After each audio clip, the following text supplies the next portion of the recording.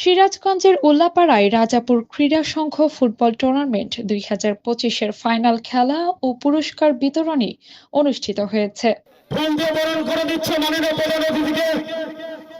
শনিবার বিকেলে উপজেলার সলপ ইউনিয়নের রাজাপুর খেলার মাঠে ফাইনাল খেলা অনুষ্ঠিত হয়।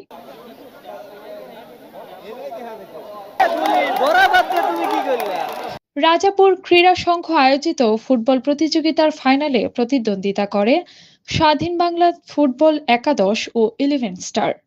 তীব্র প্রতিদ্বন্দ্বিতাপূর্ণ খেলায় স্বাধীন বাংলা ফুটবল একাদশ 1-0 গোলে জয়লাভ করে। ফাইনাল খেলা ও পুরস্কার বিতরণী অনুষ্ঠানে প্রধান অতিথি হিসেবে উপস্থিত ছিলেন জামায়াতে ইসলামের কেন্দ্রীয় সহকারী সেক্রেটারি জেনারেল মাওলানা রফিকুল ইসলাম খান।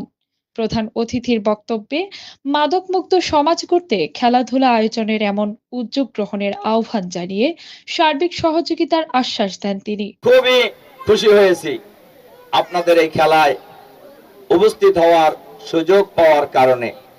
খেলা শেষে অন্যান্য অতিথিদের সাথে নিয়ে বিজয়ী ও পরাজিত দলের মাঝে পুরস্কার বিতরণ করেন Maulana Rafiqul Islam Khan. Kazi Mim, news desk, Moon Times news. আমরা প্রতিশ্রুতি দেব তার কাছ থেকে